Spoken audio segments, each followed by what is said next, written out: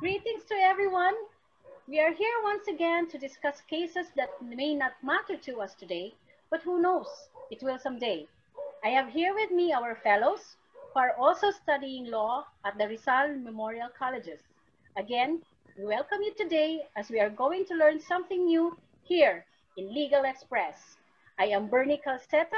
With me are my fellows Carmelia Arceo, Arnelio Arnuco, Melanie Corre, Edeline Derecho, Caroline Davin Domingo, Robert Mutia, Neil John Balyar, and Mr. Fernando Cruz III. So, what do we have for this day? Take it away, Mr. Cruz. Thank you, ma'am. We'll be having the case of Alawi versus Alauya, 268 SCRA 628, docketed as AMSDC-97-2-P, promulgated on February 24, 1997. Sophia Alawi, the complainant. Ashari M. Alauya, Clerk of Court 6, Sharia District Court, Marawi City, the respondent. So let's hear from Ms. Domingo for the facts. Okay, for the facts, Sophia Alawi was a sales representative of EB Villarosa and Partners Company Ltd. of Davao City, a real estate and housing company. Ashari M. Alauya was the incumbent executive clerk of court of the 4th Judicial Sharia's District in Marawi City. They were classmates and used to be friends before. Please proceed, Mr. Arnuco. Thank you, ma'am. Through Alawi's agency, a contract was executed for the purchase on installments by Alauya of one of the housing units of Villarosa. In connection, a housing loan was also granted to Alauya by the National Home Mortgage Finance Corporation, or NHMFC. Now let's hear from Mr. Balyar. So here is the thing.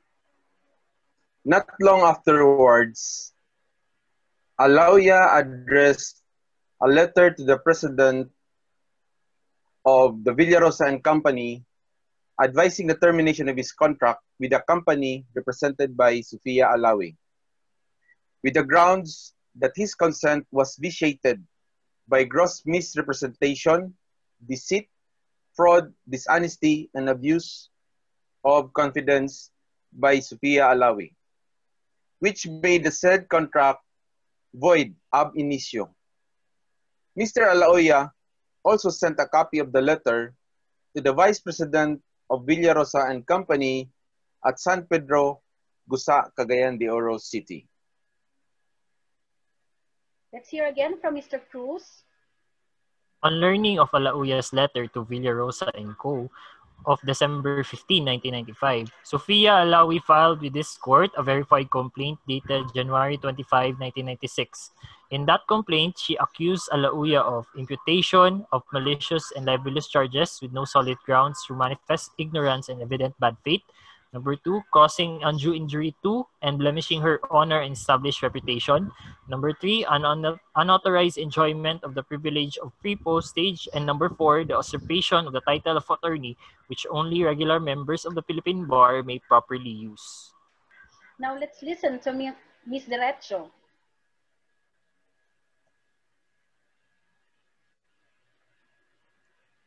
As regards...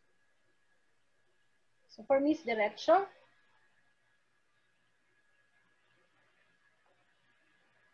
Alauya justified his use of the title attorney by the assertion that it is lexically synonymous with counselors at law, a title to which Sharia lawyers have a rightful claim, adding that he prefers the title of attorney because counselor is often mistaken for counselor, concihal, or the Maranao term concial, connoting a local legislator beholden to the mayor, because he does not consider himself a lawyer. so for the issue, whether or not Alauya, a member of the Sharia Bar, can use the title of attorney, before we will discuss further the case and answer the issue, May we have Miss Colleen and Corre to help us understand some words that we have used a while ago. So words to ponder now, ladies. Take it away. So the question is, what is Sharia? Now, basically, Sharia is an Arabic term which means the way and does not refer to a body of law. Sharia is more accurately understood as referring to wide-ranging moral and broad ethical principles drawn from the Quran and the practices and sayings of Prophet Muhammad. These broad principles are interpreted by jurists to come up with specific legal rulings and moral prescriptions. The body of legal rulings that emerges from the interpretation of Sharia law is commonly referred to as Islamic law or as fiqh in Arabic. It is the result of human intellectual activity and is therefore by definition fallible and changeable. Now, Sharia or Islamic law is partially implemented in the legal system of the Philippines and is applicable only to Muslims. Sharia courts in the country are under supervision of the Supreme Court, and also Sharia courts in the Philippines has jurisdiction over Muslims, majority Bangsamoro, as well as other parts of Mindanao outside of the autonomous region. So in this case, a Shari Alauya should only be addressed as counselor at law and not as an attorney for the reason of him not being part of the Philippine bar. As it was said, no person who passed the Sharia bar are not full-fledged members of the Philippine bar, hence may practice only at the Sharia courts. Thank you. Hi everyone. As we heard the words consent, vitiated, and usurpation in this case, let me share to you some short definition of such words and hope this will add up to your vocabulary. The first word is consent. Consent in legal term is defined as a voluntary agreement by a person of age or which requisite mental capacity who is not under coercion and usually who has knowledge or understanding in approval of what is done or proposed by another. The second word is vitiated. Vitiated means the being impaired or destroyed or annulled completely or partially the force and effect of an act or instrument. And the third one is the usurpation. Usurpation means the illegal encroachment or assumption of the use of authority, power, or property properly belonging to another, the interruption or disturbance of an individual in his or her right or possession. Thank you for that, ladies. So let's go back to our issue.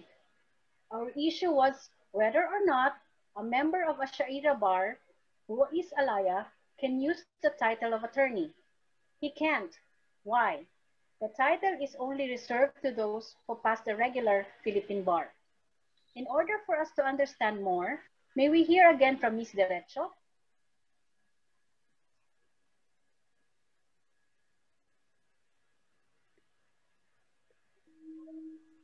As regards Alauya's use of the title of attorney, this court has already had occasion to declare that persons who pass the Sharia bar are not full-fledged members of the Philippine bar, hence may only practice law before Sharia court. Let us hear again from Mr. Cruz. Thank you, ma'am. May I add that while one who has been admitted to the Sharia bar and one who was admitted to the Philippine bar may both be considered counselors, in the sense that they give counsel or advice in a professional capacity, but only the latter is an attorney. I agree that the title attorney is reserved to those who, having obtained the necessary degree in the study of law and successfully taken the bar examinations, have been admitted to the integrated bar of the Philippines and remain members thereof in good standing, and is the only who are authorized to practice law in this jurisdiction. Now for additional inputs and for the ruling, let's hear from Mr. Mutya. Thank you. In addition to this, it is also important to know that Alauya has also violated the Code of Conduct and Ethical Standards for Public Officials and Employees, particularly Section 4, which states that public officials and employees at all times, take note to those future lawyers who are planning to work in the public, it says that at all times should respect the rights of others and refrain from doing acts contrary to law, public order, public safety, and public interest. Because of that, Alauya's use of excessively intemperate and insulting language against Sophia Alawi, he was reprimanded by the Supreme Court. Wow. Thank you for that, future pañeros and pañeras. Hope our listeners, hope you have learned something today. So let's call it a day, friends. Till next time. For yesterday, you don't know. Now you know it here at Legal Express. So thank you and Merry Christmas! Merry and Happy Christmas! New Year! Merry Christmas. Merry Christmas. Thank you.